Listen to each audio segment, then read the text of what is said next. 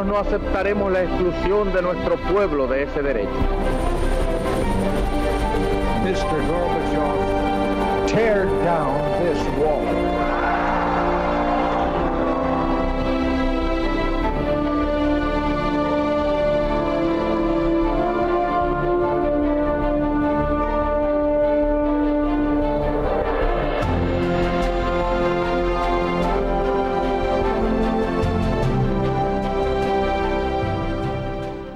Buenas noches, señoras, caballeros, bienvenidos a Tiempos Modernos.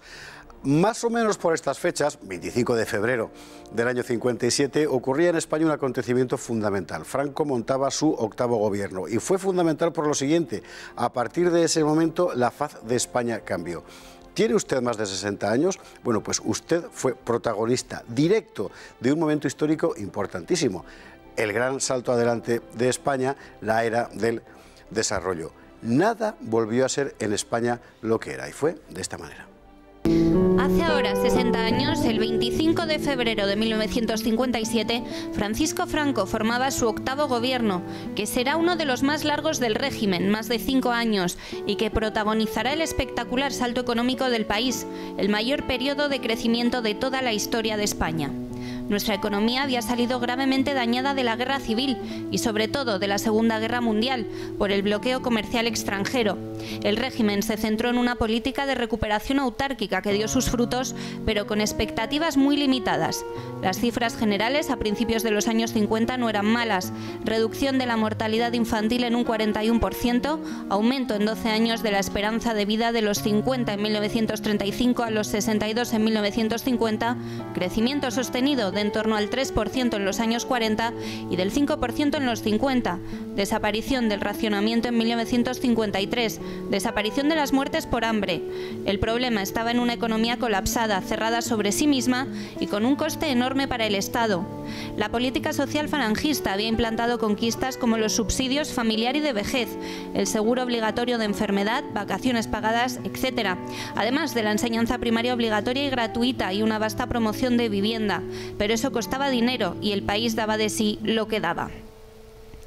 Franco se propuso dar un giro a la situación adoptando una política económica aperturista y hasta cierto punto liberalizadora.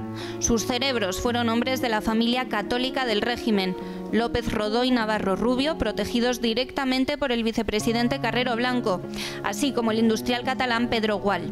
El contexto internacional era favorable. El régimen de Franco había restablecido relaciones con los Estados Unidos en 1953 e ingresado en la ONU en 1955, lo cual permitía contar con apoyo exterior. Así emprendió aquel gobierno una profunda reforma de la administración, una reforma del sistema tributario, un programa de amplios créditos exteriores, una tabla de medidas para contener la inflación, etc. Ese programa quedó plasmado en el Plan de Estabilización de 1959, que determinaría toda la política económica de los años siguientes. Los resultados van a ser extraordinarios. La renta per cápita pasará de 8.000 pesetas en 1951 a 42.000 pesetas en 1965. El PIB crecerá de manera sostenida por encima del 6% y el 7% hasta 1974, datos solo superados por Japón. El país cambiará de rostro. España abría la era del desarrollo. José Luis Orella, muy buenas noches. Muy buenas. José Luis Orella, profesor de Historia Moderna y Contemporánea en el CEU, autor de un libro fantástico por sus datos sobre la gente que hizo aquel proceso formidable de desarrollo, y una de las personas que más sabe precisamente sobre ese momento, tan poco estudiado últimamente, por cierto, en España, pero que fue decisivo por completo.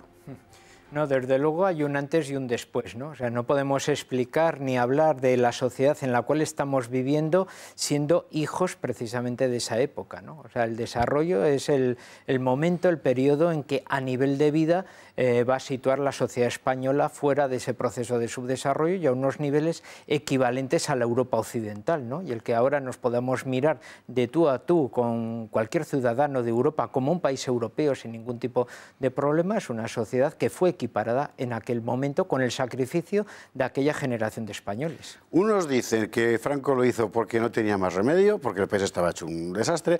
Otros dicen que era absolutamente deliberado porque había llegado ya el momento de abrirse. Quizá las dos cosas a la vez. Desde luego, en el momento que se hizo bien, que es lo importante, ¿no?, en ese aspecto. Lo que no cabe duda es que después de la Guerra Civil vino la Segunda Guerra Mundial, que desde luego en un momento de conflicto mundial era imposible, desde luego, poder tejer un comercio internacional, y después de la Segunda Guerra Mundial Europa había sido totalmente destruida y era todo el proceso de reconstrucción de ese mundo europeo. Por lo tanto, es que cuando ya por fin se teje ya un contexto internacional que favorece ese comercio internacional, va a ser mucho más tarde, ¿no?, aparte de los problemas políticos existentes, ¿no? Es interesante que ese cambio de gobierno de Franco en febrero del 57 significa, por así decir, una pérdida de poder de la falange dentro de las familias del régimen, un aumento de poder de los católicos, en fin, pero su mentor es un almirante, es Carrero Blanco. No, totalmente. Desde luego, Carrero Blanco, quizá pues porque los marinos españoles siempre han tenido un poco esa visión global de España. Reconozcamos que cuando España ha sido un imperio, ha sido cuando ha estado estrechamente vinculada al mar, pues eso ha hecho que muchas veces nuestros marinos tengan un poco esa visión global, un poco. Y Luis Carrero Blanco, que podemos decir, se ha estudiado muchas veces en su faceta militar como teórico, pero en otras más como político, desde luego esa visión de estadista la tenía él, ¿no? Y era un momento en el que se puede incluso uno prever en su obra de Lepanto, ¿no?, cuando habla un poco de ese imperio de España frente al imperio turco, él hace como una cierta semejanza de la situación del mundo libre con respecto al mundo soviético que se acaba de instaurar en la mitad del mundo, ¿no? Así que él más o menos ve cómo puede España jugar a nivel estratégico, cómo está situada geográficamente en un mundo en el cual el mundo de la Europa libre necesita la posición estratégica de España, y España desde luego necesita enraizarse en ese mundo libre, ¿no? Y por lo tanto cómo puede mejorar la solución de España y sacarla del aislamiento. En el plano económico, de la política económica, digamos, eso se traduce fundamentalmente en apertura. ¿No sería incorrecto decir liberalización, mal que les pese a los liberales contemporáneos? Liberalización con ciertos equilibrios. Quiero decir que muchas veces ahora nosotros entendemos un proceso de liberalización, pero también yendo, por ejemplo, en cuestiones de precario, de flexibilidad. Vale. O sea, aquí hay que hablar, hay una liberalización, lógicamente hay una apertura al comercio internacional, pero siempre con un equilibrio, teniendo en cuenta la gran fortaleza que existe de los sindicatos oficiales, con su representación en las Cortes y con una presión en el aspecto de que esa apertura no signifique una degradación de los derechos sociales de los trabajadores. Esto es importante decirlo porque desde el 38 ha ido acumulándose una legislación de carácter social vista desde el prisma de la falange, no desde el prisma socialista, que en buena parte ha puesto los cimientos para suturar la brecha social que había antes de la guerra en materia de vivienda, educación, etcétera.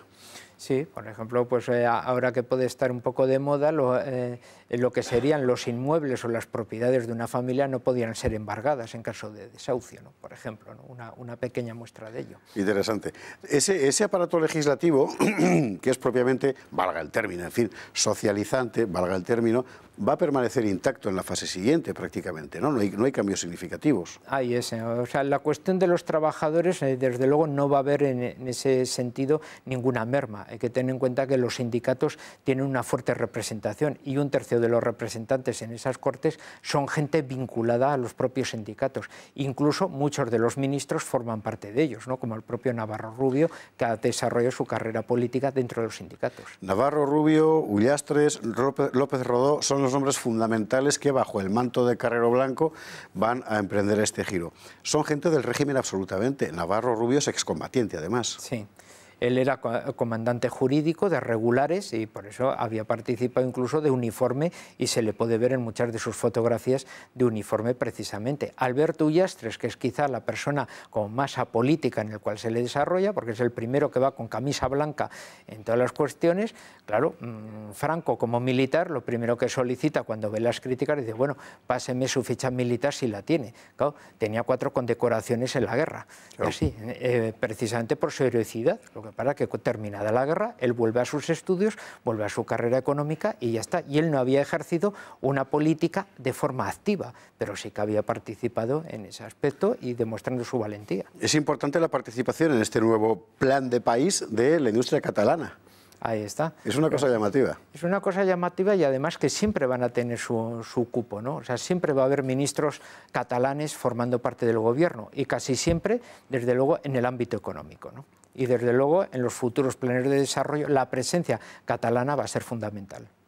Estaríamos encantados de poder contar contigo para hablar del plan de estabilización, exactamente el 59, lo que significó, y de los planes de desarrollo posteriores. Pero en lo que concierne al tema directamente de hoy, de este cambio de gobierno que tanto modificó las cosas, ¿realmente modificó tanto las cosas? Bueno, la verdad que sí, además yo creo que en ese aspecto hay que tener en cuenta una persona de la valía un poco de Alberto Ullastres, ¿no? Alberto Ullastres va a ser ese ministro del Comercio, es el que va en definitiva a dirigir o a realizar esa política económica. Para aquel momento es un teórico, un entendido de la Escuela de Salamanca, o sea que aquí nos unimos otra vez lo más moderno precisamente, pero siendo fiel al espíritu clásico antiguo.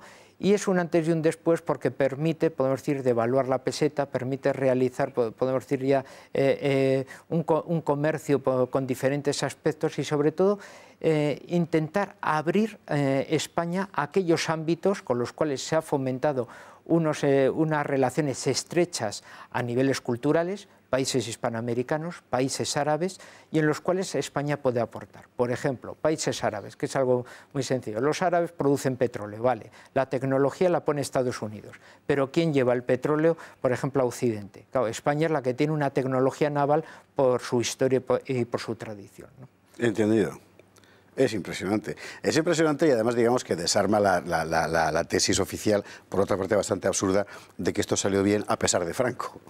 No, desde luego ahí podemos decir unas ciertas orientaciones, pero lo único que se está incentivando se está intentando potenciar esa iniciativa privada para que surja con más fuerza y desde luego ya con ese contexto internacional que reconoce a España, lo que hay que hacer es favorecer por todos los medios que haya esa llegada de capital internacional y esa posibilidad de que las patentes extranjeras puedan modernizar la necesaria industria española, ¿no? Entonces eso es lo que va a producir, bueno, pues lo que ahora denominamos los clústeres, van a ser esos futuros polos de desarrollo y esos polos en los cuales ellos tengan unas condiciones inmejorables para atraer esas empresas, creen unos puestos de trabajo directos y luego desde luego sirvan de simiente para crear y fortalecer ese tejido industrial tan necesario, ¿no? Esto siempre es menos vistoso que las narraciones bélicas, pero al final de lo que estamos hablando es de que fue esto lo que cambió la vida de España de una forma radical, la vida de los españoles, y si usted tiene más de 60 años, usted fue protagonista directo de aquello que su perspectiva personal, lógicamente, como todos nosotros, no encaje en la perspectiva histórica. José Luis Orella, mil gracias. Volveremos a hablar del plan de estabilización, ya digo, y de lo que significaron los planes de desarrollo, que objetivamente fueron el periodo de progreso mayor de la historia de España. Es una cosa muy impresionante. Ha sido todo un placer estar con vosotros. José Luis, muchísimas gracias. Yo tengo que decir una cosa, por cierto, antes de que se marche, y es la siguiente. Yo tengo la suerte de que en esta casa puedo decir lo que me da la gana. No importan las consecuencias. Aquí nunca nadie me ha dicho lo que tengo que decir o cómo tengo que decirlo. Pero esta libertad, usted lo sabe, tiene un precio muy alto. Por eso necesitamos su ayuda, para seguir diciendo la verdad sin ambigüedades. En Intereconomía hemos decidido lanzar una campaña para poder seguir siendo libres. Solamente con su ayuda, con gente que como usted entienda la importancia de una televisión con valores y libre, podremos seguir adelante. ¿Puede usted ayudarnos con un donativo, con lo que sea? Bueno, pues nos ayudará a seguir trabajando por una España y una sociedad mejor. Y aquí en este programa, por la verdad histórica. Llame por favor al 91086-7636 y haga su donativo. Muchísimas gracias y mañana nos vemos de nuevo.